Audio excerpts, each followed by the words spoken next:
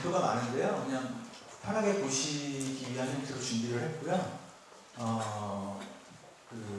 오늘 제가 맡고 있는 노라벨에서 있는 기술 분야를 총괄하고 있는데 기술 쪽인 설명이 뭐 컴퓨터 사이언스를 하시는 분들은 아니시잖아요. 그러니까 오늘의 그 설명은 마치 스마트폰이나 태블릿이 실생활을 어떻게 바꿔왔던 것처럼 현재 바꾸고 있는 것처럼 앞으로의 기술이 세상을 어떻게 바꿀 것이다 라는 것을 사례들을 위주로 해서 여러분들이 이 시간 동안 충분히 느끼실 수 있도록 그렇게 준비를 해봤습니다. 저는 여기 있는 것처럼 이력이나 양력들 간단하게 적어봤고요. 최근에는 아까도 잠깐 말씀하셨지만 미래부 일천조과학부에서는 박근혜 정부 쪽에서 이 사물 인터넷 쪽에 굉장히 관심이 많고 그걸 청조경제랑 엮으려고 하고 있는 준비들이 있어서 그 관련돼서도 제가 관련된 일을 하고 있습니다. 그래서 아마 한 달 정도 내쯤, 이달 말 정도쯤에 그런 미래부와 연결된 어떤 액션들이 제가 속해 있는 회사에서 뭔가 하고 있는 것들하고 곧 보시게 될 것 같고요. 그러면 시장이 어떻게 기술이 어떤 형태로 바뀌어왔는지에 대한 한번 느껴보시는 시작적으로 이런 슬라이드를 제가 준비해봤습니다. 이 슬라이드는 보시면 아래쪽에는 연도가 되어 있거든요. 잘 보이실지 모르겠는데요. 그리고 미국에서 테크 컨슈머 제품, 요즘은 테크라고 말할 드라이어를 테크 제품이라고 하지는 않겠지만 그 당시로서는 그럴 수 있었으니까 그런 제품들이 컨슈머 일렉트로닉 제품들이 시장에 나오고 나서 그게 전파되는데 얼마나 걸렸는지를 한번 느껴보실 수 있는 장표입니다. 그래서 보시면 하나를 찍어서 볼게요. 여기 라디오가 있습니다. 1925년 정도쯤에 이제 미국에서 사람들한테 판매를 적극적으로 시작했던 것 같고요. 이게 쭉 돼서 어느 정도 마켓에 10% 진입했었서부터 시장 점유율가 80, 90%까지 이르는 시점. 10명 중에 9명은 라디오를 갖고 있다라는 시점이 되려면 얼마큼이 됐는지를 이렇게 쭉 보시면 45년 정도 돼요. 그러니까 무려 라디오처럼 이렇게 하찮은 것조차도 예전에는 20년이나 걸려야만 시장에 퍼져왔던 거죠. 근데 여기 드라이어도 있고 마이크로웨이브, VCR, 비디오도 있고 쭉 있는데 느끼시는 것처럼 스마트폰 이게 이제 꼿꼿이 쓸수록 뒷가게 가까울수록 그냥 단시간에 시장을 잡아먹은 거죠. 근데 보시면 가장 그 어떤 것보다도 가장 강하게 이제 치고 올라가는 걸 당연히 느끼실 수 있고요. 그래서 어디 가시건 요즘 보면 눈으로 보지 않고 자녀들 행사 가면 다들 이걸 다 듣고 계시잖아요. 그러니까 지금 눈으로 직접 볼 모습이 아닌 이런 형태로 이제 시장을 바꿔나가고 있는데 PC 시장에 대한 시장 예측치를 보더라도 2018년, 19년까지 나온 예측치를 보시면 계속 PC 시장은 마이너스를 그리고 있고 그걸 스마트폰과 태블릿이 갈아쳐가고 있는 것을 아마 확인하실 수 있을 겁니다. 실제적으로 그러면 어떤 비즈니스와 연결돼서 스마트폰이나 태블릿과 연결돼서 어떤 상황인지를 잠깐 먼저 이제 보시면 앞부분에 아래쪽에 나와 있는 파란색은 보시는 것처럼 데스크탑이고요. 녹색은 이 아마존이나 이베이나 월마트를 미국에서 사용하는 사람들을 볼 경우에 이거를 데스크탑 PC로만 사용하는 사람이 퍼센트를 인원수를 체크해본 거고 커넥션 수를 이건 모바일만 쓰는 사람이에요. 이 빨간 부분은 모바일과 PC를 혼용하는 사람이거든요. 보시면 놀랍게도 이 데스크탑만 쓰는 사람의 약 3분의 2가 모바일만 쓰는 사람이라는 걸 확인하실 수 있습니다. 그러니까 지금 하물며 미국에서는 모바일 환경이 훨씬 더 취약하거든요. 가보시면 느끼시겠지만. 근데 국내보다 훨씬 취약한 환경임에도 불구하고 이제 그런 상황이 놓여져 있는 거고, 결국은 예를 들면 쇼핑몰을 한다, 이커머스 인터넷 쇼핑몰을 하시는 분이라면 태블릿과 스마트폰에 대한 지원이 완벽하지 못했다면 이미 3분의 2의 고객은 내가 말리고 있다 라고 생각하셔도 되는 거죠.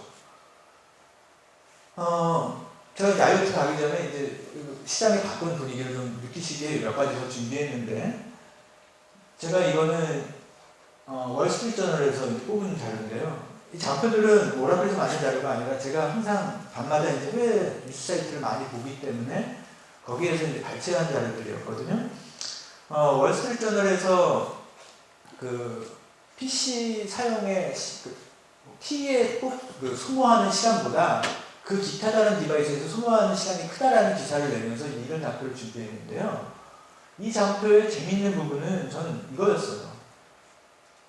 TV 자체로 바라보고 있는 건 자기 소유의 디바이스가 없는 개 같은 존재만이, 욕을 하는 건 아니잖아요.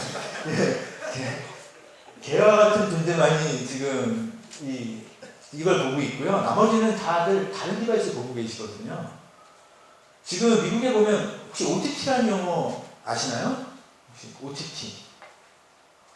오버 더 탑이라고 하는데요. 오버 더 탑은 뭐냐면 셋탑을 대신해서 인터넷 스트리밍으로 방송을 하는 형태를 OTT라고 합니다. 그래서 해외 자료 혹시 보시게 되면 오버 더 탑 혹은 OTT라는 용어가 많이 나오고 있는데, 실제적으로 미국에서는 그 OTT 업체 중에 넷플릭스, 훌루 이렇게 두 업체가 완전 시장을 쓸어 담고 있거든요. 그래서 해외 기사나 이런 걸 보셨을 때 코드 커팅이라는 용어를 보실 수가 있습니다. 코드 커팅이라는 게 무슨 코드를 커팅하는 거냐? 케이블 TV 코드를 커팅하는 걸 말하는 거거든요. 예전에 컴캐스트 뭐 등등 케이블 TV 라인 끌어다가 보던 형태가 아니라 다 끊고 인터넷 라인만 있고 OTT 서비스에 가입하면 스트리밍으로 보는 형태인 거죠. 그래서 근데 그렇게 되면 TV를 TV로만 볼 필요가 없는 게, 그 OTT 서비스를 하고 있는 넷플릭스나 훌루의 클라이언트는 그 서비스 그 앱들을 현존하는 거의 모든 디바이스에 올라와 있거든요. 그러니까 내가 갖고 있는 어떤 디바이스에서도 스트리밍으로 볼 수 있는 거죠. 심지어 닌텐도 위, 엑스박스, 플레이스테이션에도 넷플릭스 클라이언트가 있습니다. 그러니까 그거를 설치하면 내가 플레이스테이션으로 스트리밍으로 볼 수 있게 되는 거죠. 그러니까 이제 그거 연결할 수 있는 형태는 모니터가 TV가 되고 뭐 다 상상하시는 형태로 바뀌니까 이런 형태로 바뀌어가고 있고요. 뭐 시장이 바뀌어 나가는 거에 대한 예를 다시 좀만 더 들어보면, 이거 많이 보시는 그 장표잖아요. 메슬로우의 인간 욕구의 5단계 뭐 많이들 얘기를 하시고 뭐 MBA 코스 같은 데서도 많이 다루는 얘기죠. 근데 메슬로우의 인간 욕구의 5단계를 보면 첫 번째 단계는 가장 생리적인 욕구, 뭐 먹고 마시고 자고 뭐 성적인 것 이런 것들을 얘기하고 있고, 5단계 가장 그 상위가 자아 실현의 욕구를 얘기하고 있는데, 이 단계가 바뀌어야 된다고 얘기를 하고 있어요. 하나의 단계가 더 들어가야 된다. 그게 뭐냐? 인간의 그 생리적인 욕구보다 더 앞서는 게 와이파이의 욕구라고 말을 합니다. 여기 계신 분들도 접속이 안 되면 굉장히 불안해지고 뭔가 막 찍고 또 트윗하고 뭐 올려야 되잖아요. 세상이 이렇게 바뀌어 나가고 있고, 그 바꿈의 중심에는 스마트폰이 있었던 거죠. 이게 작년 말까지의 상황인데 올해 2014년으로 넘어가면서의 상황을 보시면 PC 시장은 거의 세츄레이션 돼 있고, 스마트폰, 태블릿, 스마트 TV, 웨어러블 아시잖아요. 뭐 스마트워치, 뭐 구글 글래스 뭐 이런 걸 다 말하는 겁니다. 이런 것들로 이제 시장이 바뀌어 나가고 있는 중인데, 특히 이제 스마트폰이 굉장히 컸죠. 이 모양을 잠깐 기억하시고 잠시 후에 제가 다른 그림을 한번 보시면 앞으로의 상황이 어떻게 바뀔지를 한번 더 느끼시게 될 거예요. 당연히 사람이 쓸 수 있는 시간은 유한하고 눈도 2개밖에 없으니까 그걸 가지고 쓸 수 있는 뭔가 미디어에 소모할 수 있는 시간은 제한될 수밖에 없거든요. 그러다 보면 어느 미디어에 내가 몰두를 하면 다른 미디어에 안 보게 될 수밖에 없어요. 그러니까 저 같은 경우에도 아까 말씀드린 것처럼 뭐다 해외 자료를 좀 많이 보고 하다 보니까 저는 일주일에 TV 보는 시간이 아마 일주일 내내 앞에서 30분? 아마 그런 것 같아요. 저 같은 경우는. 근데 아마 저 같은 사람만 있으면 TV 다 망하겠죠. 뭐 광고도 안 되고. 근데 뭐 뉴스나 뭐 이런 인쇄물들 다 이런 것들이 줄어들고 있는 형상인데, 모바일이 확 올라오고 있는 건 당연히 느껴지시는 상황이고요. IoT로 가기 위한 과도기적으로 스마트폰이 뭔가 다른 형상으로 계속 시장을 바꿔나가고 있었어요. 미국에서 스퀘어라고 하는 회사가 있습니다. 이 회사는 아이폰에 붙이는 이런 결제기를, 신용카드 결제기를 하는 회사인데요. 이 결제 모델은 공짜로 뿌리고 있거든요, 거의. 이걸 아이폰에 꽂으면 그냥 그 신용카드 결제기가 되는 거거든요. 앱 하나 넣어서. 그러고 나서 이 신용카드 결제를 한 거에 대한 일종의 약간의 수수료를 떼가는 구조인 거죠. 근데 기존의 포스 장비보다 훨씬 간편하다 보니까 이게 시장을 확 쓸고 있어요. 그래서 시장에 이걸 적용한 가게들이 굉장히 많이 늘어나고 있고요. 저게 인기를 끌다 보니까 이미 이걸 탑재한 아이패드용도 나왔습니다. 이렇게 보시기 좋게 아이패드 꽂을 수 있는 껍데기 케이스가 있고요. 아이패드 꽂고 여기 아까 보시는 결제기거든요. 결제기 여기다가 이어폰 단자에 꽂고 그리고 이 돈통이랑 여기 지금 열전사 프린터 이렇게 세트로 해서 얘네가 어느 정도에 팔고 있냐면 300몇 불대에 팔고 있거든요. 아이패드는 물론 발매고요. 그러면 저 같아도 뭐 IBM 포스 장비, 뭐 레스토랑 같은 데 가면 IBM 써있는 포스 장비 있지 않습니까? 어마어마하게 비싸요. 그리고 PC는 메인터넌스를 항상 하셔야 되잖아요. 뭐 바이러스 걸렸는지 뭐 어떻게 됐는지. 근데 이거 아이패드 쓰시면서 유지보수에 신경 써보신 분 아무도 없을 겁니다. 고장나면 차라리 교체하면 되는 거고. 그러니까 훨씬 더 심플한 거죠. 그리고 와이파이에 블루투스로 연결되니까 뭐 프린터 당겨놔두고 이렇게 뺑시한 환경 만드니까 이게 시장을 막 바꿔가고 있는 거죠. 스마트폰이 또 다른 이제 과도기적으로 만드는 것 중에 하나는 이런 거였어요. 전기자전거. 미국에 SQT라고 있습니다. 얘가 다른 점이 뭐냐면 전기자전거에 스마트폰 거치대가 있어요. 그럼 이거 거치만 하고 끝이냐? 이게 아니고 스마트폰과 연동돼서 다른 일들을 할 수 있습니다. 자동차에 보면 현대자동차에 모젠이라는 서비스가 있었습니다. 굉장히 고가의 서비스고 경제적으로 여유가 있는 분만 구매하시는 서비스거든요. 뭐냐면 자동차에 유심이 박히고요. 유심이 박혔다는 건 전화번호 하나가 따지는 거죠. 그리고 이머전시 콜 버튼이 물밀러나 이런 쪽에 달리게 됩니다. 내가 뭐 사고가 나거나 응급 시점에 누르면 바로 콜센터와 연결됩니다. 현대자동차 콜센터와. 그래서 구조를 요청하면 내 GPS 정보랑 연동해갖고 날 찾아오게 되고요. 뭐 열쇠가 부실된 상태에서 창문이 잠겨있을 때 내가 콜센터에 연동을 하면 리모트로 창문을 열어주기도 합니다. 이런 걸 말하는 거거든요. 무지하게 비싸요. 근데 지금 이거는 스마트폰을 연동하면서 어떻게 배려를 만들었냐면 여기에 올려서 얘를 앱을 구동하면 여기에 스타트 스탑 버튼이 있습니다. 자동차 요즘 보면 스타트 스탑 버튼이 있듯이 전기자전거에 모터를 스타트하는 거를 버튼으로 터치 방식으로 하는 거고요. 여기에 스피드 리밋을 설정하게 돼요. 이 자전거는 뭐 30마일로밖에 못 가. 20마일이야. 속도 맥시멈을 설정하면 그 맥시멈 속도만으로 설정이 가능합니다. 또 GPS가 있잖아요. 스마트폰. 자이로 센서가 있고 악셀로미터가 있습니다. 우리가 스마트폰 들고 게임도 하잖아요. 하물며. 자전거가 쓰러지는 정도는 스마트폰이 디텍션하기에 너무너무 쉬운 환경이죠. 그래서 여기다 설정을 해가지고 자전거가 사고를 나면 그 순간에 그 위치 GPS 정보와 함께 사전에 미리 그 부모라든가 뭐 애인이라든가 미리 설정한 사람한테 문자를 알리게 할 수도 있어요. 여기서 사고가 났다고 촥 뿌려주는 거죠. 그러니까 다른 밸류가 만들어지고 있는 겁니다. 말씀드린 것처럼 모바일과 태블릿이 시장을 바꿔나가고 있고 PC 늘어나고 있고 그러니까 커넥션이 되는 디바이스가 스마트폰과 태블릿이 확 늘어나가고 PC가 점점 줄고 근데 여기에 얻어가 생기고 있어요. 무언가 다른 놈들도 붙어나가고 있습니다. 인터넷에. 여기에 보면 뭐 카나 TV나 뭐 이세트라 이렇게 돼 있는데 그 기타 등등이 뭘까요? 그걸 오늘 이제 보시게 되는 겁니다. 한번 잠깐 다른 걸 한번 볼게요. 소리가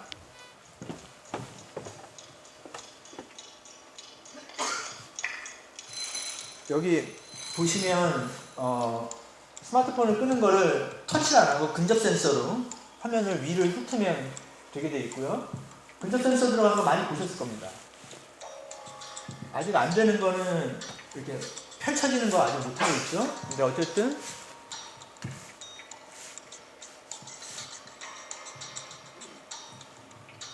여기서 뉴스를 보다가 남과 쉐어해야 될 정보를 친구들한테 쉐어를 하고 있고요.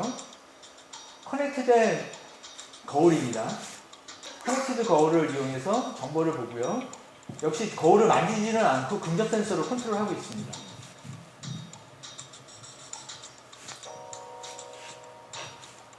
이렇게 정보를 보고 괜찮은 정보를 또 여기 사람도 자기가 쉐어를 하고 있고요. 다른 사람들한테.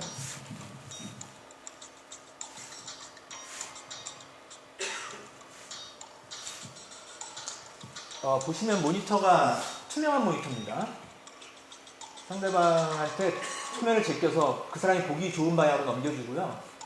그 사람이 보고 다시 뒤집죠.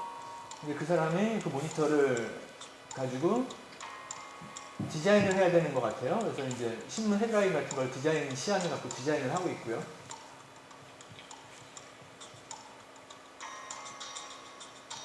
디자인된 정보를 스마트폰으로 내립니다.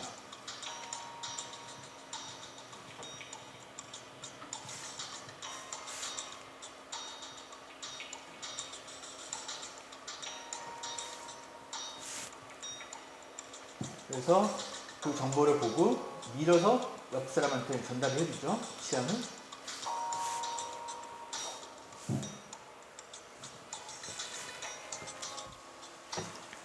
이게 4년 전에 만들어진 자료입니다.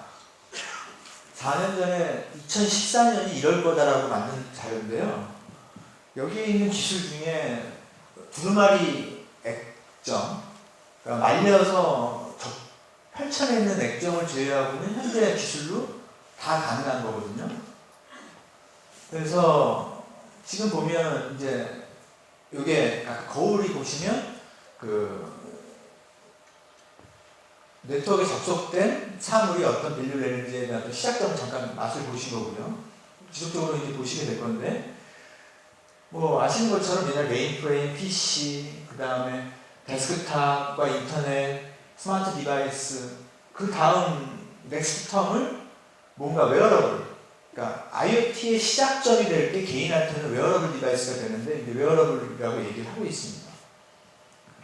아까 이거 유사한 장표 제가 보여드렸어요. 기억나시죠? 이 부분을 스마트폰이 메꾸고 있었습니다. 근데 이 장표는 2018년 말, 2019년이 될 때 어떨까 하는 장표인데요. 보시면 PC, 스마트폰, 태블릿, 그러고 나서 인터넷 오브 싱스, 사물 인터넷, 스마트 TV, 웨어러블 이렇게 되어 있습니다. 여기서 한 가지 흥미로운 점은 이 PC와 스마트폰과 태블릿의 접속수를 합하는 것이 이 지점이잖아요. 이 지점을 끊어보자는 거죠. 그리고 그 위를 보면 2019년이 됐을 때 PC와 스마트폰과 태블릿의 인터넷 접속수보다 이 합계보다 사물 인터넷과 웨어러블과 TV를 통한 그러니까 기타 다른 디바이스에 의한 접속량이 더 클 것이다 를 보실 수 있고요. 얼마나 많은 것들이 그 네트워크에 접속되겠습니까? 그렇게 시장이 바뀌어 나갈 것이다 라는 얘기죠. 그러면서 네트워크의 트래픽을 인터넷에 왔다 갔다 하는 데이터 트래픽 양도 현존하는 것보다 기계 머신 투 머신에 의해서 발생되는 양이 훨씬 더 지금 24배에 육박할 것이다 현재 라는 것이고요.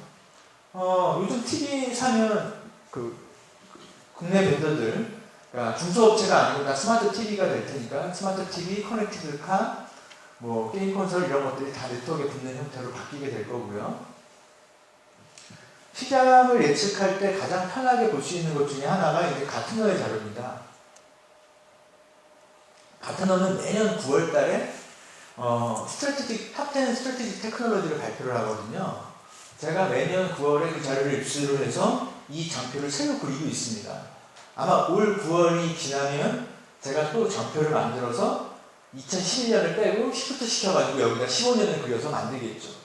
근데 여기 보시면 모바일, 뭐 클라우드 이런 것처럼 요즘 빅데이터 뭐 이런 많이 얘기되는 것들이 탑10 순위 안에 왔다 갔다 하면서 이제 유관 기술들이 상위를 차지하고 있는 걸 보실 수 있는데, 갑자기 올라온 인터넷 오브 싱이 2012년부터 올라오고 인터넷 오브 에브리싱이라는 용어가 등장하면서 지금 혜성처럼 4위로 등장했다가 3위로 치고 올라가는 걸 보실 수 있습니다. 이건 계속적으로 내년도 2015년 됐을 때도 이게 더 빠지는 게 아니라 더 좋아질 거라고 예측을 합니다. 현재 상황으로는. 항상 어떤 새로운 기술들이 나오게 되면 그 기술이 시장이 퍼지는 관계까지의 몇 단계, 5단계 그 단계를 거친다고 하고 있어요. 그게 이제 이노베이터부터 얼리 어댑터 이렇게 해서 이제 5단계를 거치게 되는데요. 일부 기술들은 이노베이터에서 얼리 어댑터까지 갔다가 이 정도 전체 중에 이 정도의 사람들이, 이 정도 퍼센트가 이런 사람이라는 거고요. 얼리 어댑터가 쓰고 나서 그 이상을 확산을 못 시키고 시장에서 죽어버린 기술도 굉장히 많습니다. 그래서 그런 경우에 이제 캐즘이라고 부르고, 그 기술이 캐즘을 넘을 수 있느냐 없느냐를 말을 하는데, 그 캐즘을 이제 넘게 되면 그 다음에는 어느 정도 이제 성숙을 하고 이게 완전히 안착하는 단계까지 이르게 되죠. 그 5단계를 가트너는 하이프 사이클이라는 걸 그리고 있거든요. 아까 그 5단계를 여기서 하나, 둘, 셋, 넷, 5, 이 하얀 얇은 실선으로 이렇게 나눠져 있는 5팀하고 나눠놓은 거고요. 그래서 두 번째 단계 얼리 어댑터가 쓰다가 이 캐즘이 있는 단계가 요 선인 거죠, 이쪽. 그래서 어떤 이 각각의 기술들이 어떤 단계를 지나가고 있는지를 표현을 한 겁니다. 근데 2012년도에 발표했던 장표, 2012년 9월에 발표했던 자료를 보면 IoT가 이노베이터가 관심을 갖는 단계였어요. 빅데이터 여기 있었고, 클라우드는 여기 있었고, 이랬었는데, 이게 작년 9월에 발표한 자료를 보시면, 이제 IoT가 이 이노베이터 단계가 아니라 얼리 어댑터들이 직접 쓰는 단계로 넘어온 걸 확인하실 수 있고요. 그리고 이거는 이제 더 빨리 진도를 할 거라고 보입니다. 클라우드도 더 진보를 했고, 이제 이런 위치들 관련된 기술들을 표현해 본 거고요. 맥켄지는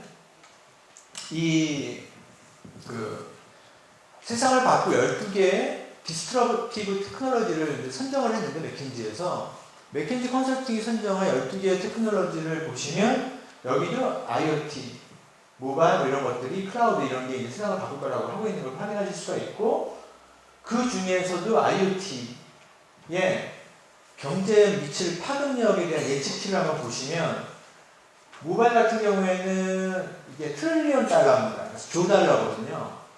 2025년에 모바일은 미니멈 4조 달러에서 맥시멈 11조 달러의 규모에 이를 것이다. 클라우드는 3조에서 6조. 근데 클라우드보다도 더 앞서서 IoT가 2조에서 6조, 3조에서 6조인 걸 확인하실 수가 있습니다. 그러니까 여러분들이 이미 클라우드 서비스를 이용하시는 분들 아마 있으실 텐데, 현재 이용하시는 것보다 이게 굉장히 빠르게 다가올 거다 예측하실 수 있을 거고요. 그래서 그 와중에 그러면 IoT를 갖고 어디서 돈을 버느냐?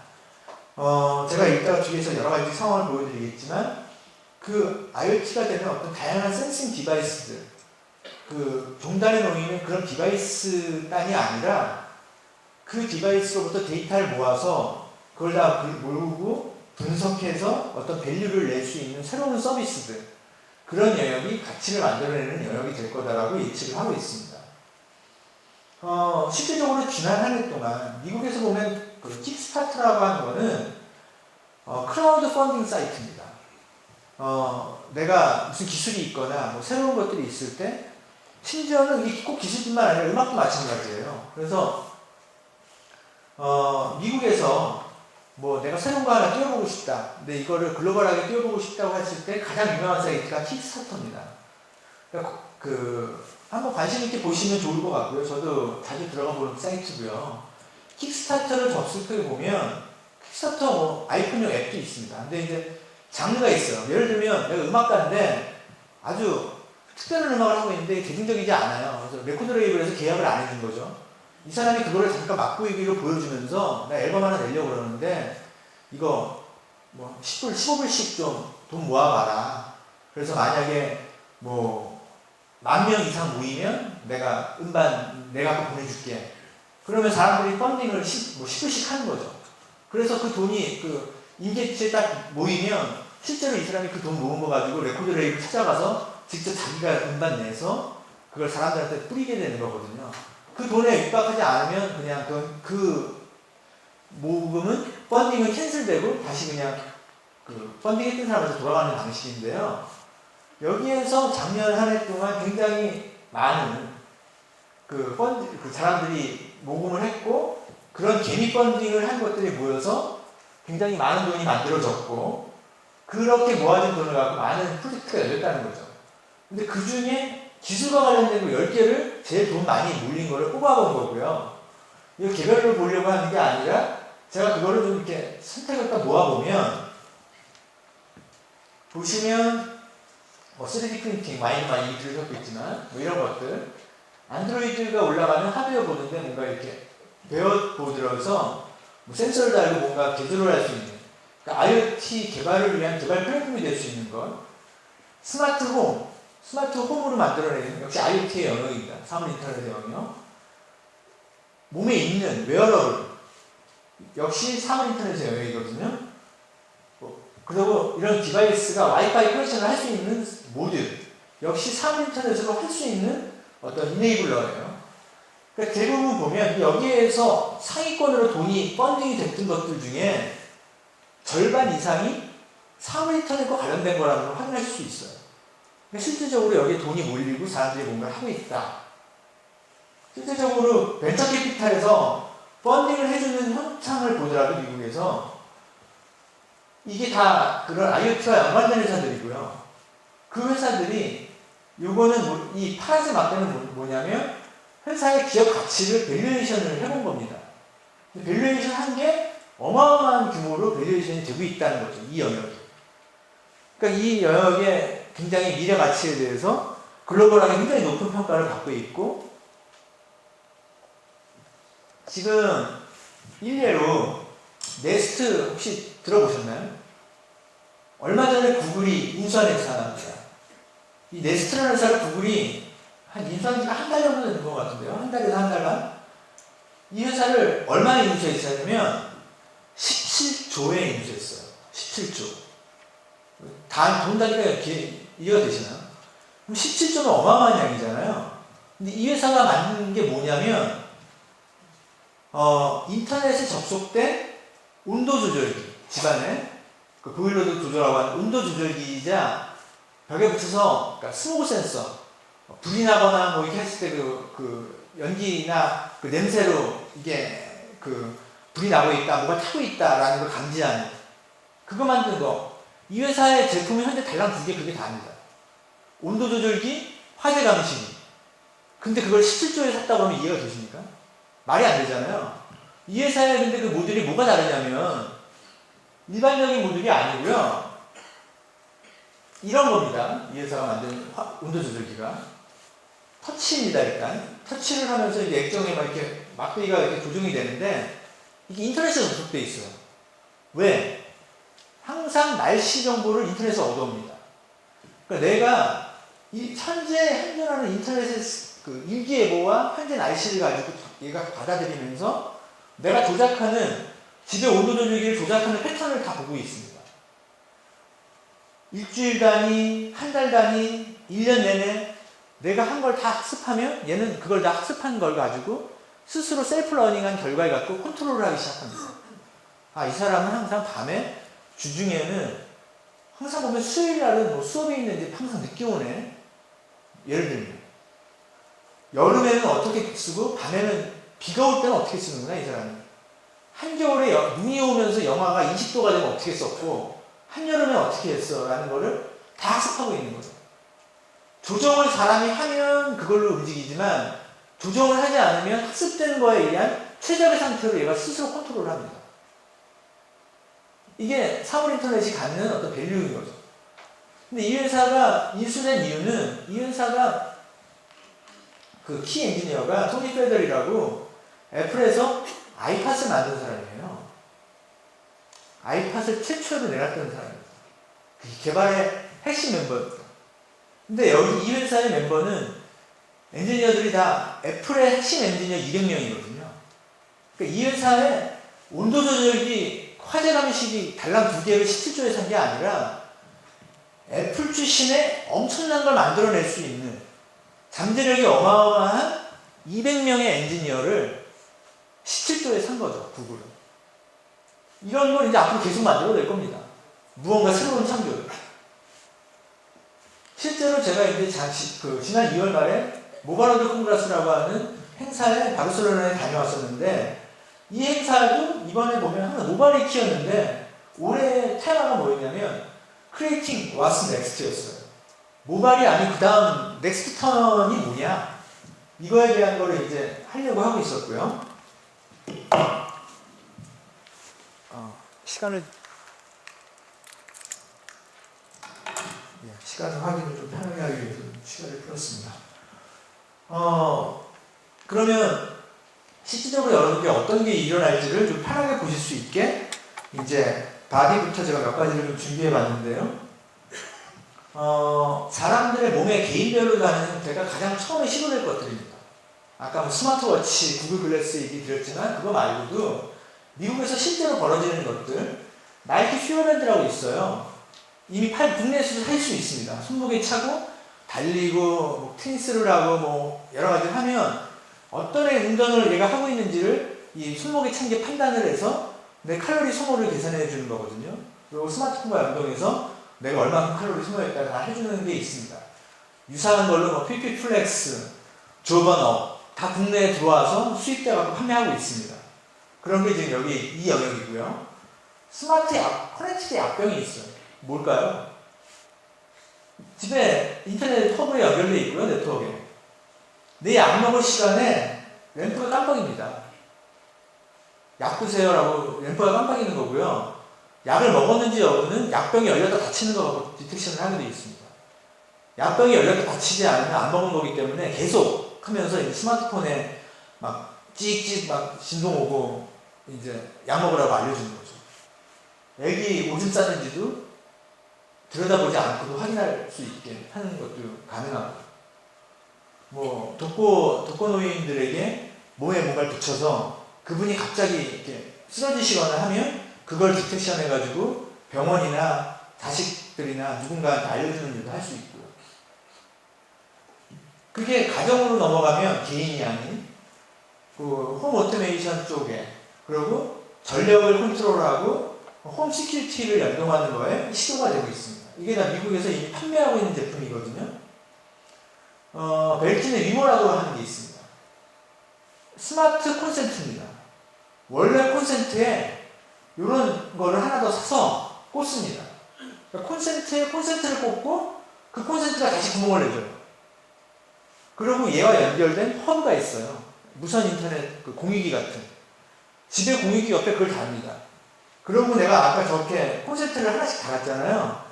그 콘센트에다가 1번 콘센트는 뭐 커피포트, 2번 콘센트는 TV, 뭐 3번 콘센트는 뭐 오디오, 뭐 4번은 스탠드 다 등록을 하는 거죠. 그 다음부터는 스마트폰이나 앱으로 컨트롤하게 됩니다. 내가 밖에서도 그 네트워크를 통해서 접속할 수 있고 클라우드 통해서도 컨트롤할 수 있고요. 출장 가 있는 동안에도 마치 집에 누가 있는 것처럼 불을 껐다 켰다를 다 하는 거죠, 리모트. 그리고 집안에 다른 것들, 열쇠 같은 것들에 달아서 이 열쇠의 위치가 어디 있는지를 확인하는 것도 가능하고요. 정부 사이드에서는 그것이 가정이 아니라 도시로 전복되면 재활용품 수거하는 거를 특정 요일에 수거하는 게 아니라 저 재활용품 수거함이 얼마큼 찼는지를 계량해서 그게 양이 얼마큼 이상 차면 그때 누가 와서 수거하도록 알려주고 이런 형태를 하는 거죠. 파킹락들이 어디가 비어있는지도 확인할 수 있고 이런 형태들이 다 네트워크 접속을 통해서 이런 서비스가 만들어지고 있는 겁니다. 뭔가 스마트해지는 사물들로 인해서. 일반 산업군, 우리가 인터넷을 말할 때 인터넷이 어떤 특정 산업군에만 적용되지 않았잖아요. 전 산업군의 영향을 다 미쳤습니다. 인터넷은. 이 IoT, 사물 인터넷도 마찬가지일 겁니다. 전 산업군에 다 영향을 미치게 될 거고요.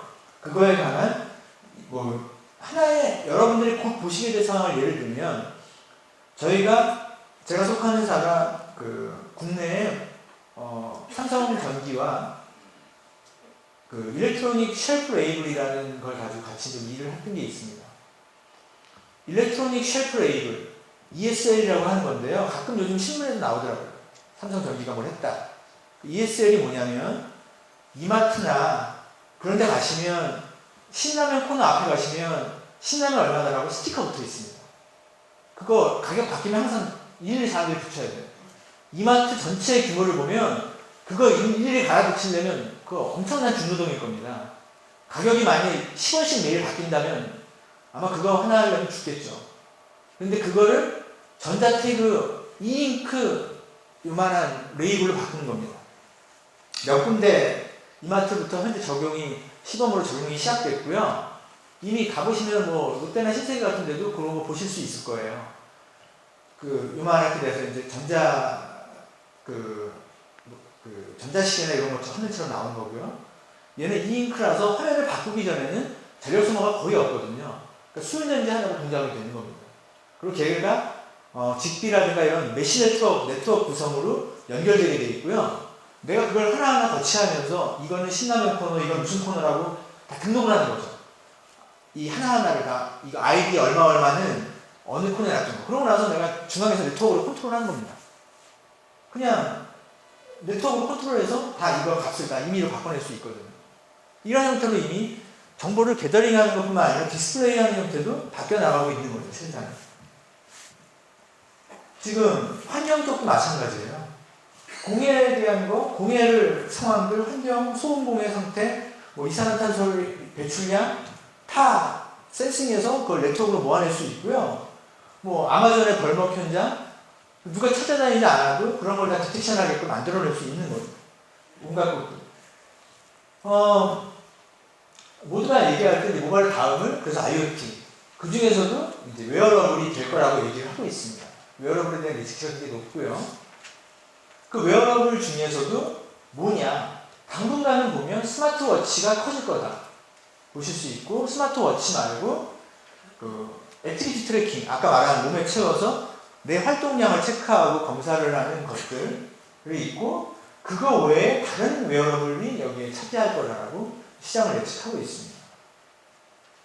근데 이건 굉장히 가속화될 거예요. 왜냐하면, 블루투스 접속을 위한 모드, 이게 굉장히 작은 게 최근에 여기 보면 이렇게 해외에 어나운스가 됐거든요. 가로 세로 5mm 정도면 이거 하나 회로에 넣으면 블루투스 커넥션 하면서 데이터를 주고받을 수 있는 장비를 만들 수 있거든요. 기술적으로 이런 게 굉장히 가속화될 수밖에 없는 구조가 나오고 있고요. 웨어러블을 할 때 그러면 어떤 걸 만들기 시작할 거냐?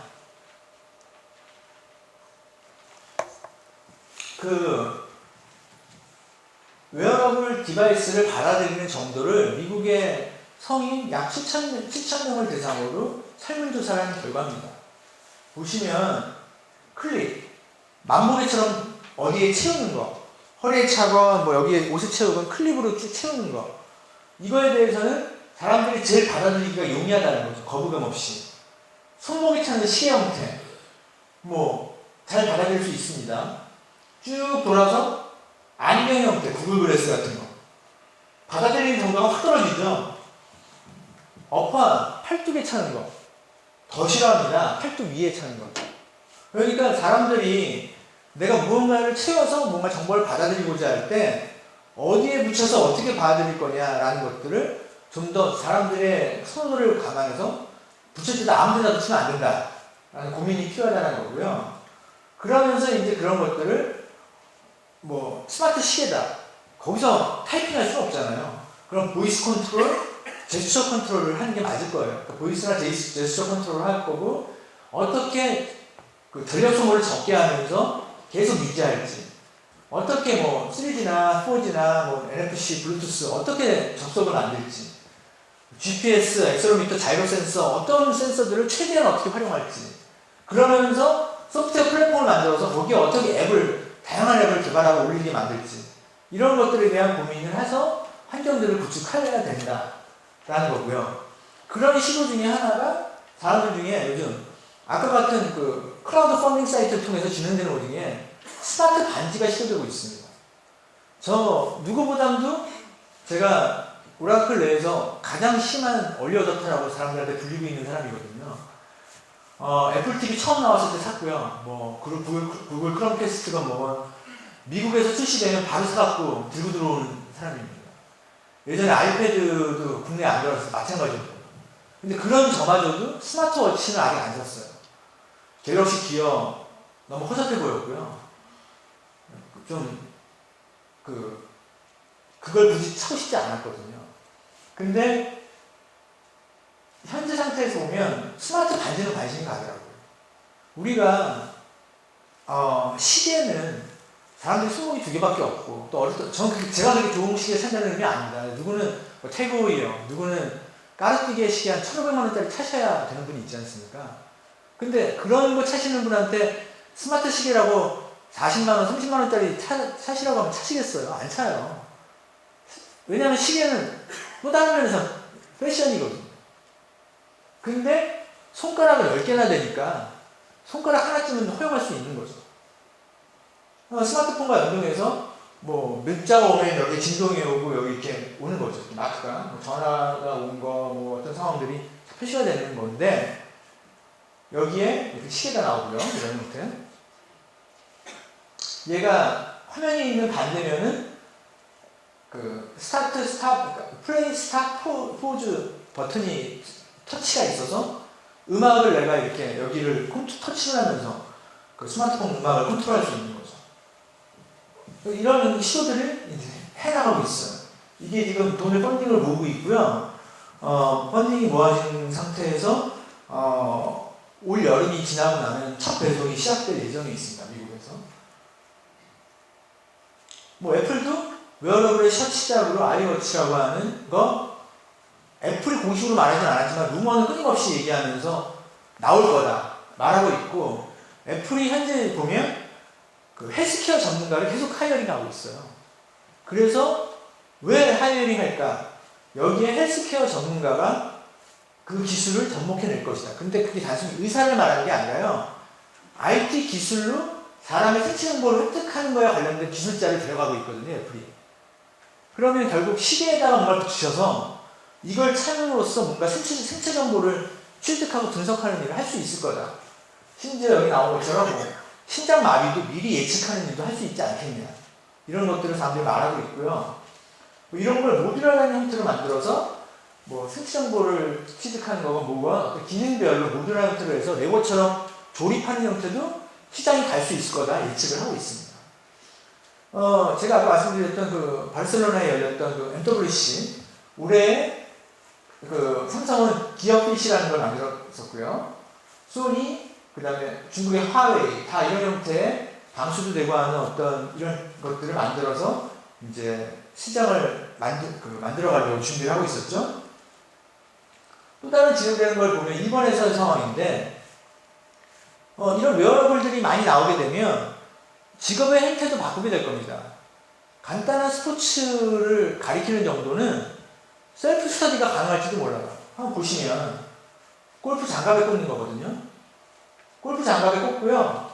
계속 스윙을 하시면 스윙이 얼마큼 정확한지를 분석을 해줍니다.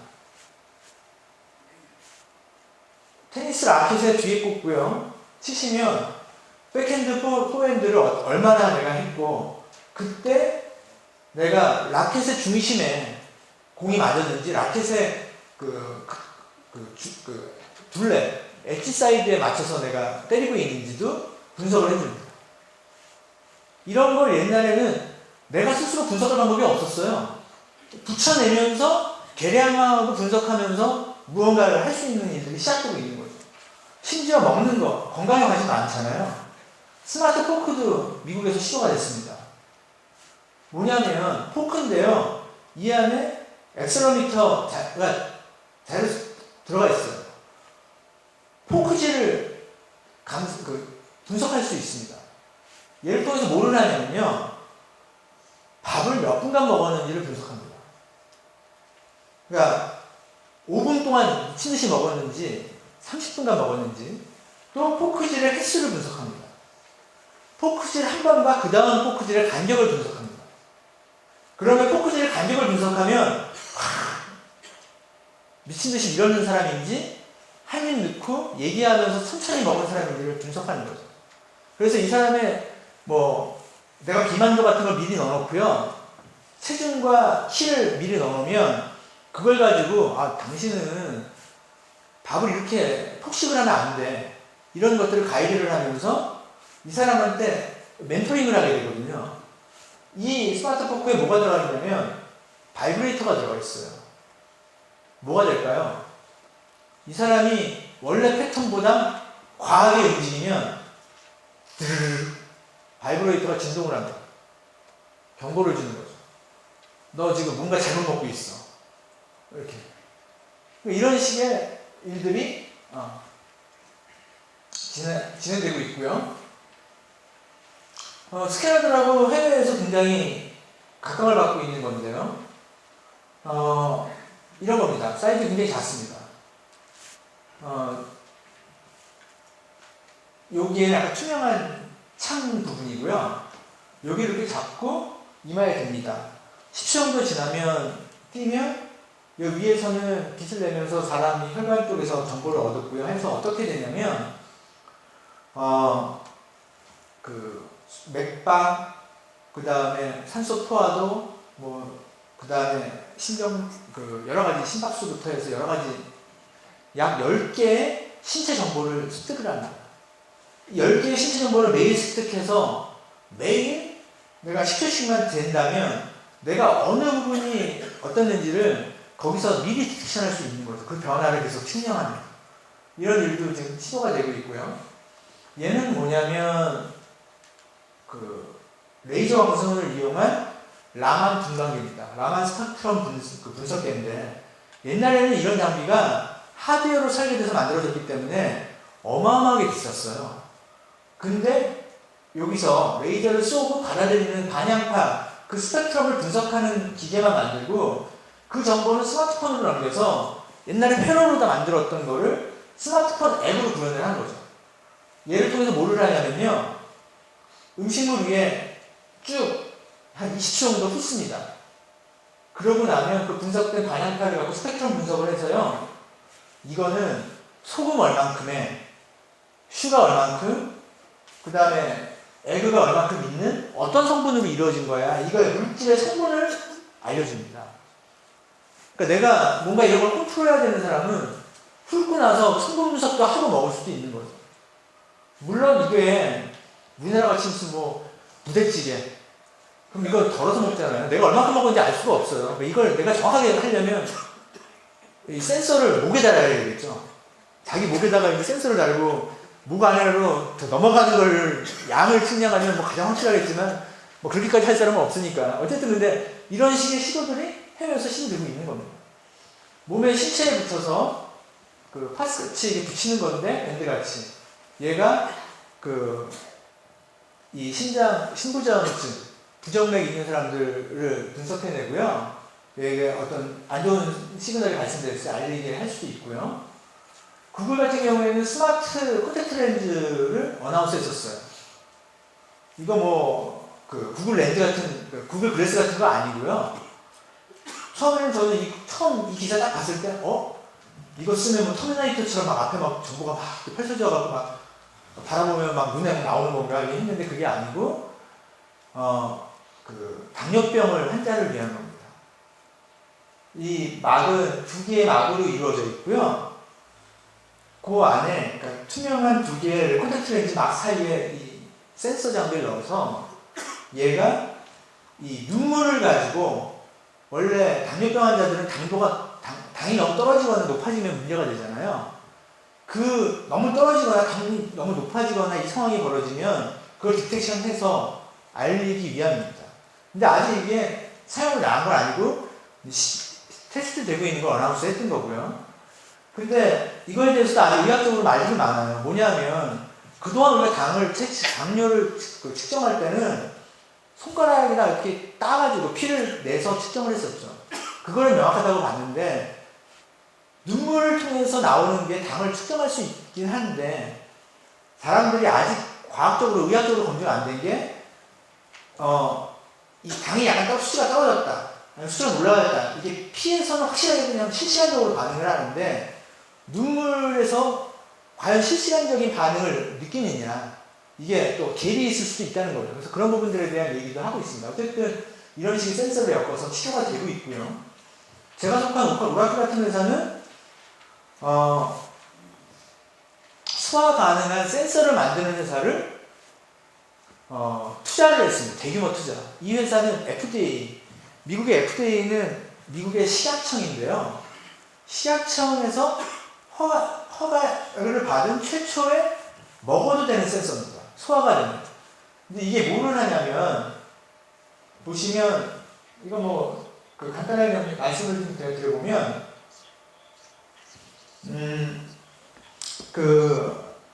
이 약을 드실 때 우리가 보면, 약만 드시지 말고, 그 약이, 어느 약이 치료를 위한 약을 먹는데, 그게 부작용으로 소화가 잘 안 된다, 아니면 다른 증상이 온다라고 하면, 치료를 위한 약과 함께 다른 약을 섞어낼 겁니다.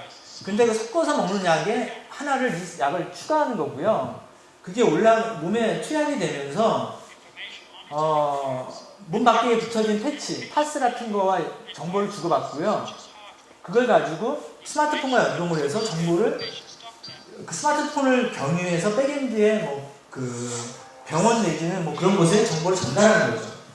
얘가 현재로서는 저렇게 먹는다고 해서 내시경처럼 정보를 확 얻어내는 건 아니고요. 현재로서는 언제 몇 시에 실제 약들이 투여가 됐었다, 무슨 약들을 투여가 됐다라는 걸 확인하는 정도거든요. 그래서 어떤 경우냐면 약을 꼭 시간 맞춰서 먹어야 되는데 정말 말 안 듣고 약 먹었다고 하면서 먹은 척하고 버리고 이런 환자들이 있다면 그 약 5알 먹을 거 안에 하나를 이걸 섞어놓고 이제 먹이면 이 몸의 소화기관을 정확하게 몇 분에 통과했는지를 칼같이 모니터링 해내는 겁니다. 이런 일들도 시도가 되고 있는 거예요. 최근에 보면 IoT는 아니지만 손목에 채워서 하고 있는 생체 정보를 연동하는 일들이 많이 시도가 되고 있는데, 그 중에 한 예가 이런 거가 있습니다. 손목에 치고요. 이 회사는 뭐를 할 수 있냐면, 우리 손목에서 얻어지는 맥박을 그 사람의 고유 패턴으로 인식하는 알고리즘을 갖고 있습니다. 예를 들면 우리가 지문을 내가 인증하는 정보에 쓸 수 있잖아요. 지문 대신 다른 걸 쓰는 거죠. 이런 걸로. 내가 이 밴드를 차고 있는 것만으로 최은석이라고 인식을 하는 겁니다. 그래서 내가 문에 도착했을 때 문이 열리고, 혹은 자동차 문이 열리고, PC를 로그인을 안 해도 PC 앞에 오면 PC에 락이 풀리게 하는 거를 이 손목에 찬 걸로 할 수 있게 하는, 이런 식으로 해외에서 되고 있고요. 그리고 스마트워치를 자동차와 연결하는 닛산에서 시도가 하고 있습니다. 여기서도 역시 맥박을 얻고요. 자동차 운행 중의 상황, 이런 거를 다 엮어서 분석하려는 시도를 하고 있습니다. 재밌게는 스마트폰과 연동해서는, 아우디에서는 스마트폰 앱을, 매뉴얼 앱을 냈습니다. 여기에 차 가지고 계신 분 중에 자동차에 구매하시면서 자동차에 딸려있는 매뉴얼을 읽어보신 분 계세요? 아무도 없으실 거예요. 저도 안 했거든요. 근데 그거를 앱으로 만들었어요. 근데 이 앱이 뭐냐면 이미지 프로세싱을 합니다. 차의 아무 부위나 찍으면 이 앱은 차의 모든 본네트 열었을 때를 포함해서 300군데 포지션을 인식을 합니다. 어딜 찍었는지. 그래서 300군데 포지션을 스스로 인식해서 사진을 찍으면 그 포지션에 대한, 그 부위에 대한 가이드를 해주는 겁니다. 매뉴얼 뒤지고 이런 일이 없는 거죠. 이런 일도 시도가 되고 있고요. 이 회사가 구글 글래스를 연동해서 자동차와 구글 글래스를 안경을 썼을 때 차에 이 워셔액이 떨어졌어요. 이렇게 운전자에게 알려준 겁니다. 워셔액이 떨어졌네? 그러고 나서 보네트 열어봤습니다. 근데 여성 운전자분들 보네트 열었을 때 어디가 엔진 오일이고 어디가 그건지 잘 모르시잖아요. 구글 글래스 끼고 이렇게 보면 이렇게 보여주는 겁니다. 녹색. 여기에요, 여기. 넣는 곳이. 그게 어떻게 가능하냐? 이 메타이어라고 하는 회사는 증강현실 쪽에 글로벌 넘버원인 회사거든요. 이미지 프로세싱을 해서 그 위에 다른 이미지를 얹혀내는 일을 하는 기술을 갖고 있는 회사입니다. 그래서 여기 딱 보면 이미지 디텍션을 하고 프로세싱을 해서 그 위치를 찾아가지고 이렇게 표시를 해주는 거죠. 이런 일도 시도가 되고 있어요. 근데 구글 글래스가 그럼 얼마나 시장에 확 퍼질까? 아직 여러 가지 일들이 많이 있는데, 사람들 사이에 아직 이게 확산의 걸림돌 연소가 될 거는 운전을 위험하다고 해서 운전 중에 다른 화면을 보는 거다. 그래가지고 미국에서 샌프란시스코에서 구글 글래스 쓰고 운전하다가 스피드 오버해서 딱지를 끊었는데 구글 글래스 쓰고 있는 걸 보고 경찰이 추가 딱지를 더 끊는 사례예요. 그래서 이 사람이 딱지를 당하고는 않는데, 그러면 구글 글래스 나쁜 효과만 있느냐? 구글 글래스 앱 중에 사람이 꾸벅꾸벅 조는지를 인식하는 앱이 있습니다. 그 안경을 쓰고 그 앱을 구동한 다음에 구글 글래스는 이 안경 다리가 골전도 스피커거든요. 그러니까 이어폰을 꽂지 않고요. 가끔 여러분들 골전도 이어폰 검색해 보시면 국내에서 파는 거 있습니다. 여기다가 대면 이게 골로 음파를 전동해서 소리를 듣게 만들거든요. 귀는 열려있는 상태에서. 그래서 얘는 어떤 걸 하냐면 내가 졸면 이 안경 다리가 소리를 전달해갖고요. 알람을 크게 울립니다. 삐삐. 정신 번쩍 차리라고. 졸고 있다고. 도움이 되는 거잖아요.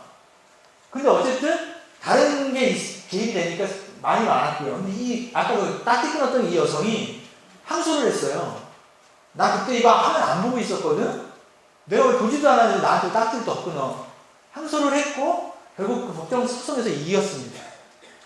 그래서 이게 어떤 법제도적인 면도 어떤 시작점으로 세상을 바꿔나갈 거라고 보이고요. 미국에서 실제로 의사들 같은 경우에는 구글 글래스를 쓰고 콜라보레이션 하는 경우가 있어요.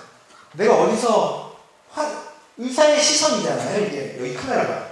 의사의 시선과 똑같은 시선으로 계속 비디오 카메라 촬영이 되고 있고요.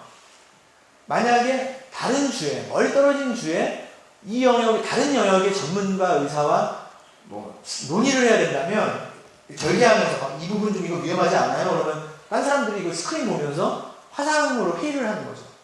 이런 일들 시도가 되고 있고, 응급실에 QR코드를, 3D 바코드를 붙여서 이 응급실 전용 담당 의사가 구글 글래스를 쓰고 응급실 들어가면서 딱 쳐다보면 이 3D 바코드를 읽은 것만으로 딱 인식해서 이 안경에 이런 걸 띄워주는 겁니다. 이 환자에 대해서 알아야 될 기본 정보를 쫙 띄워주는 거죠. 차트 뒤지고 뭐 이런 거 안 해도 벽 한 번 쳐다보고 들어가면 전부 다 훑고 있는 거죠. 이런 새로운 시도들이 계속 되고 있는 거죠.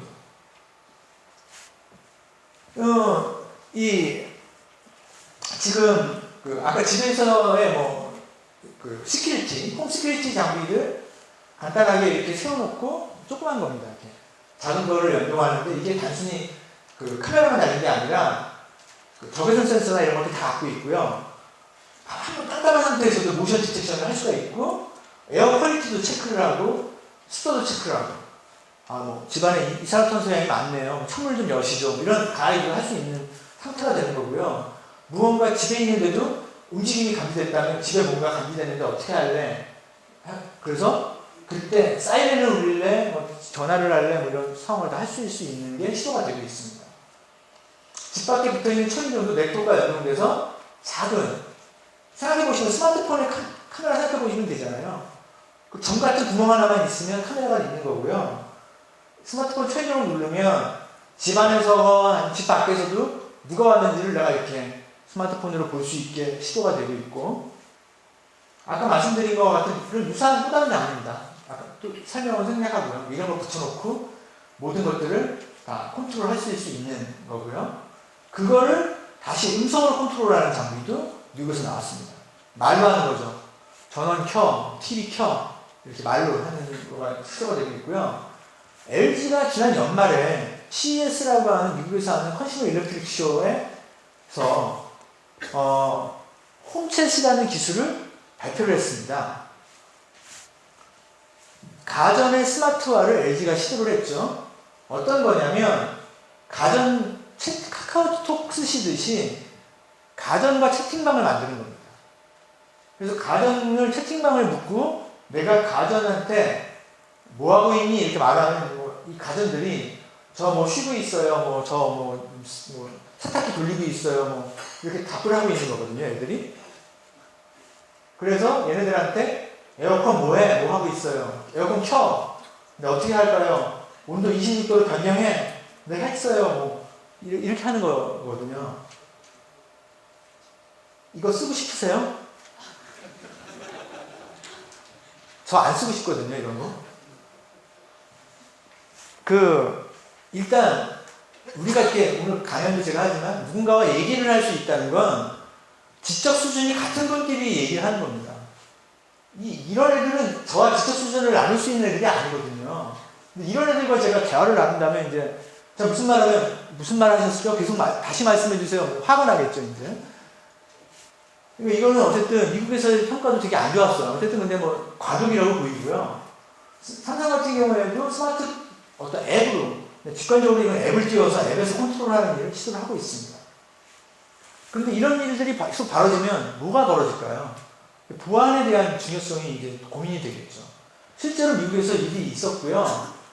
스마트 TV와 스마트 냉장고를 쓰는 사람 중에 그 사람들 일부가 해킹을 당해서 스마트 TV와 스마트 냉장고가 스팸 이메일을 뿌리는 좀비 PC 역할을 한 사례가 있었습니다.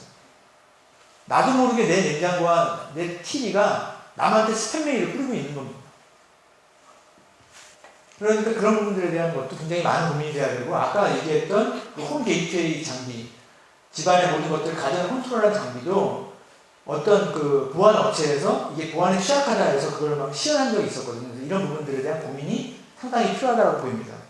그러면, 야, 이거 네트워크에 연결되면 다 문제 생길 거니까 이거 하면 안 되는 거 아니야? 인터넷이 위험하다고 집에서 인터넷 안 쓰세요? 아니잖아요. 결국은 구더기 무서워서 잠 못 자는 그런 일이 생기지는 않을 거예요. 배류는 계속 나오니까요. 그 배류의 한 예를 제가 이걸로 설명하려고 합니다. 이게 뭐냐면 화분에 꽂는 것인데요. 화분 혹은 화단에 꽂습니다. 내가 이걸 꽂으면서 내가 1번을 꽂으면서 1번은 민들레, 2번은 해바라기, 3번은 이렇게 이걸 기록을 합니다. 스마트폰 앱에는 3,000종의 식물에 대한 식물 데이터베이스가 구축되어 있습니다. 얘는 뭐를 갖고 있냐면, 뭐를 디텍션 하냐면, 밑에 토양의 비료 정도, 양분 정도, 그리고 물을 얼마나 머금고 있는지, 그리고 햇빛을 얼마나 노출시켰는지를 디텍션 하는 거예요. 그래서 얘가 알려줍니다. 여기다 스마트폰 앱으로 다 등록했으니까, 지금 민들레에 물 주실 시간이에요. 해바라기를 화분을 너무 안 보셨는데 햇빛에 반나절을 내주세요. 이렇게 다 스마트폰에 띄워주는 거죠.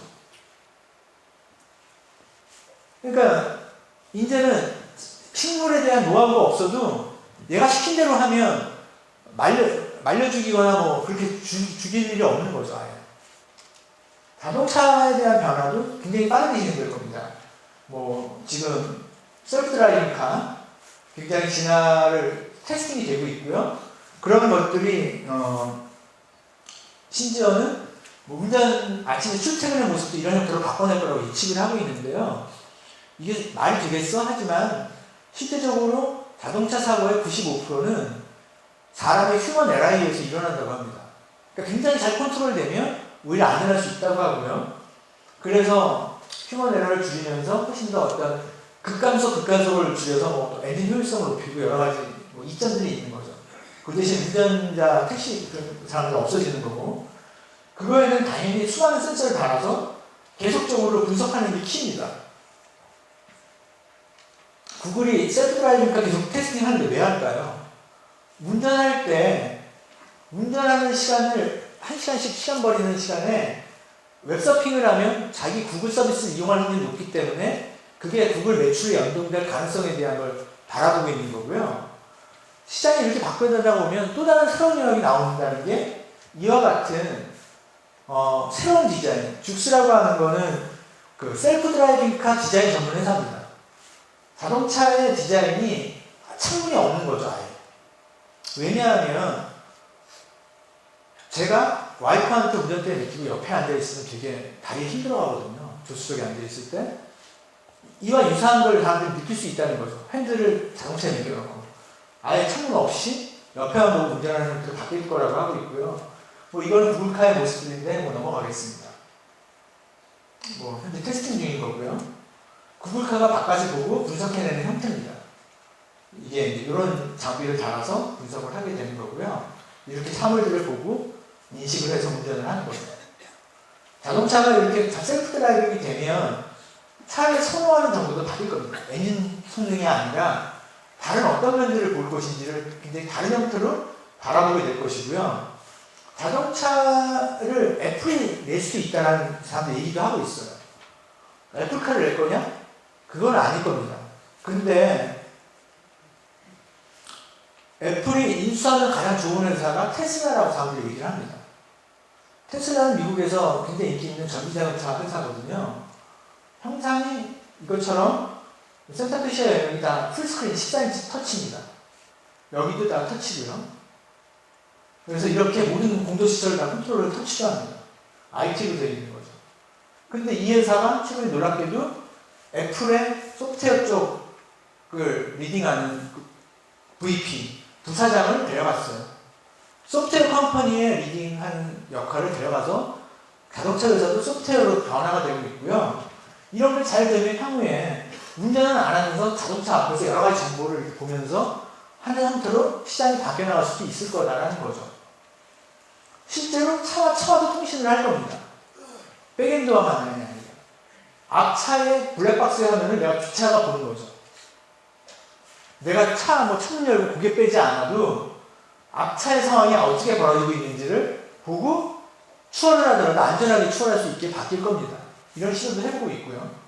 차 안에 네트워크를 엮어서 앞에 앉은 뒤에 애를 태워놓고 애가 앱을 구매할 때 무슨 영화를 구매했는지를 부모가 보고 결제를 승인하는 그런 시스템도 준비를 하고 있습니다.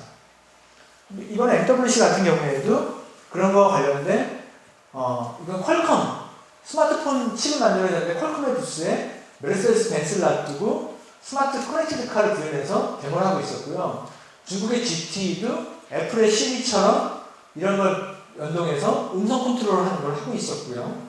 아까 보셨던 테슬라, 그 유럽의 텔레포니카 엮어서 데모를 하고 있었습니다.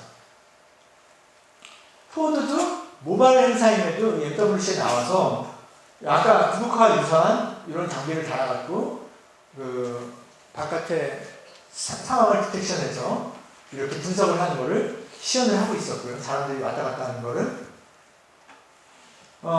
에리슨 같은 회사도 자동차를 위한 클라우드를 만들어서 그거를 설명하고 있었습니다. 이런 식으로 시장이 세상이 바뀌어가고 있는 거죠. 오라클도 뭐 요트와 관련돼서 뭐 했던 게 있는데 그건 시간상 넘어가겠습니다. 동영상이 있는데 여기 넘어가고요. 그러니까 요트에다가 수많은 센서를 달아서 분석해갖고 국가대표팀이 미국 국가대표팀이 1위를 만들어내는 게 했던 거고요. 기업에다가 어떤 변화를 줄 거냐? IoT 기술이 기업에 들어가서 그 CEO들이 가장 바라는 방향은 이 오퍼레이션 에피션시, 어떤 그 운영 효율성을 높이는 부분에 굉장히 많은 가치를 줄 수 있을 거다라고 예측들을 하고 계시다는 거죠. 하나의 예로 인더스트리 4.0이라는 용어가 있습니다. 산업혁명이 일어났고요. 처음에 증기기관. 인더스트리 2.0은 전기가 관련된 거. 인더스트리 3.0은 PLC라는 그 프로그래머블 로직 컨트롤을 이용해서 공장의 장비들이 컨트롤되는 구조였어요. 4.0이 되면 사이버 피지컬 시스템이라고 해서 이게 IoT나 센스 연보랑 연동해서 완전한 스마트 팩토리를 구현하는 걸 말하는 거고요. 미국에서는 스마트 팩토리라고 부르고요. 공장의 설비들도 어떤 앱을 내리느냐에 따라서 각기 다른 기능으로 동작할 수 있게 만드실 수 있을 거라는 얘기입니다. 그리고 아까 구글 글래스 같은 것도 연동해서 공장에서 주의해야 될 어떤 작업자들은 안경을 쓰고 그 작업 환경에서 놓치지 말아야 될 포인트가 이렇게 눈앞에 보이는 거죠. 이렇게 여기를 어떻게 해야 돼? 뭐 이걸 먼저 끊어야 돼. 뭐 이렇게 놓치지 않게 보면서 할 수 있게 이런 어시스트도 이루어질 수 있는 겁니다.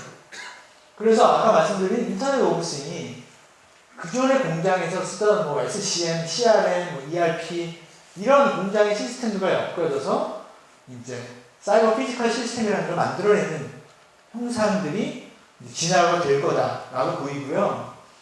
아마존 같은 경우에는 로봇을 이용해서 이미 그 환경들을 바꿔내는 것들이 있는데 시간상 이건 설명을 안 하겠습니다. 나중에 한번 URL 이 자료 한번 링크 가지고 들어가 보시면 로봇이 얼마나 이 배송할 물건들을 모아내는 걸 하는지 사람이 일일이 뭐 책 2권 뭐 볼펜 한 자로 이거 배송을 이렇게 짓는 게 아니라요. 이 로봇이 이 선반 밑을 돌아다니면서 딱 해당 선반을 딱 가서 선반을 들어 올립니다. 선반을 끌고 옵니다. 그러니까 이걸 패킹하는 사람은 항상 같은 자리 이마트 그 캐셔처럼 서 있고요. 저 선반들이 끊임없이 줄 서서 옵니다. 그래서 나는 그 줄 서 오는 데를만 끌어 담으면 박싱할 때 그 순서대로 오는 거거든요. 그걸 저렇게 로봇으로 로봇 1700대가 돌아다니면서 하는 거를 실제 보실 수가 있습니다. 뭐 이렇게 환경들 칩도 만들어내고요. 인텔도 작은 이런 데다 컴퓨터 프로그램이 올라가서 돌아가는 환경으로 바뀌어내고 있는 거죠.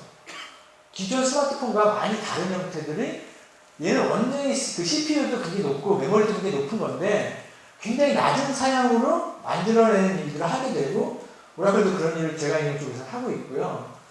이런 일이 굉장히 가속될 거라고 보이는 게 오픈 소스, 뭐 오픈 하드웨어 플랫폼으로 35불짜리 라즈베리 파이 하물며 국내 옥션에 들어가도 이거 사실 수 있어요.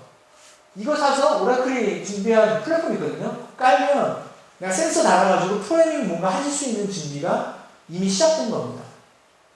그러니까 이런 일들이 먼 얘기가 아니고요. 퀄컴이랑 저희가 뭐 했던 것들인데 이거는 저희 얘기니까 좀 넘어가겠습니다. 그래서 실질적으로는 단말단에서 서비스가 이루어지는 것처럼 보이지만 걔가 뭐 가정 혹은 공장, 사무실 단위로 정보를 다시 모으게 되고 그게 백엔드에 연결돼서 백엔드에 기존에 갖고 있던 그 IT 인프라들과 엮어서 뭐 빅데이터가 될 거면 백엔드의 클라우드나 이런 거만 다 엮어내고 데이터베이스와 엮어서 그걸로 밸류를 만들어내는 일들이 앞으로 지속적으로 생길 거다. 뭐 사람들이 그러니까 내 모든 정보를 모아서 새로운 가치를 만드는 일을 하게 될 거다라고 보이는 거죠. 그런 것들이 어떻게 이루어지는지에 대한 얘기인데 너무 알려지는 얘기라 이슈적인 얘기는 좀 스킵을 하도록 하겠습니다. 그래서 이런 시도들은 이미 많이 진행되고 있고 남의 얘기가 아니라 이미 바로 하실 수 있는 뭐 약간 기술과 관련된 분이라면 이미 하실 수 있는 그 영역까지 와 있다 보시면 될 것 같고요. 제가 이제 이 얘기를 드리면서 마무리를 하려고 하는데요. 이 차가 뭐냐면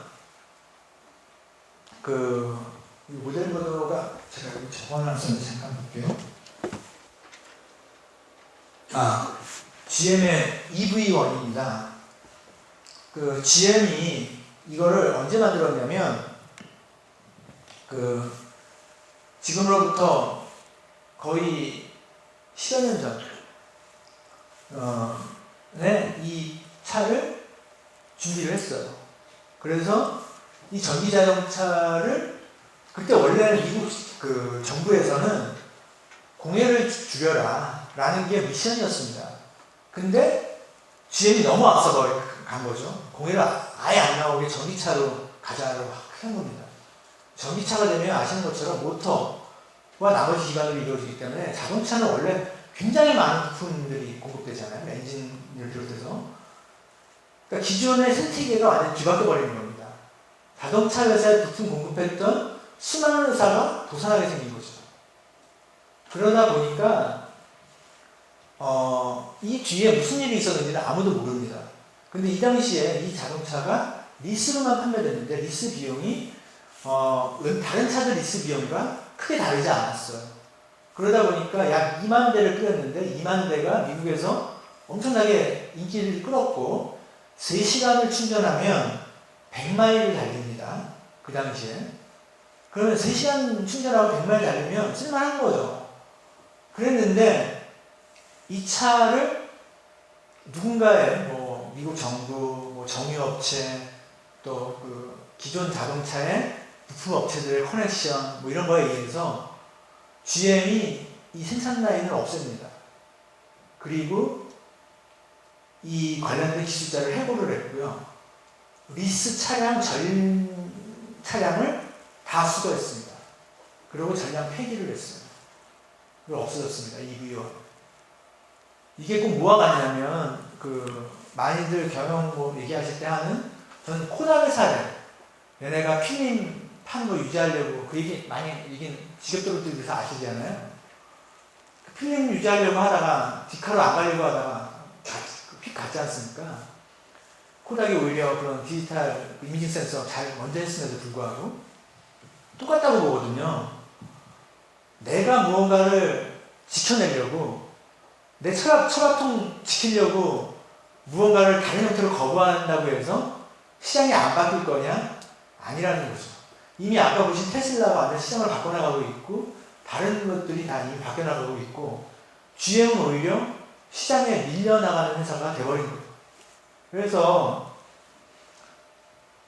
결국은 어떤 이노베이션에 대해서는 항상 그거를 방해하는 사람들이 있기 마련인데 그런 것들에 대한 생각보다는 오히려 내가 더 앞서서 하려고 하는 노력이 더 많이 필요하시지 않나 생각이 듭니다. 그리고 항상 앞서서 하려다 보면 그게 그 돈을 벌고 어떤 가치를 만들어내기까지 시간이 많이 걸려요. 근데 그게 요만큼 해서 됐는지 아닌지를 판별하기가 쉽지 않죠. 그래서 이렇게 안타깝게도 바로 그 금맥을 앞에 두고 이제 안 나오나 보네. 포기하고 돌아서는 사람이 있고 그렇게 될 텐데 이런 IT 기술이 IT 꼭 그 기술 자체를 하지 않으시더라도 산업군의 다른 영역을 굉장히 뒤바꿔 놓을 수 있기 때문에 관심 있게 보시고 어느 영역이 어떻게 되는지 보시면서 그것들을 본인의 하시는 그 사업 영역과 연결지어서 고민을 해보시면 훨씬 더 지속적으로 그 밸류를 만들어 나가지고 그 해당되는 영역에서 승승장구하시는 데 도움이 되지 않을까 싶습니다. 이 정도로 제 발표를 마치도록 하겠습니다. 고맙습니다.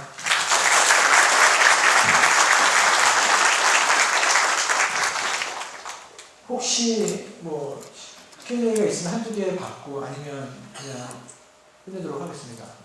질문 있으신 분 있으신가요? 아닌가요? 네, 마치도록 하겠습니다. 고맙습니다.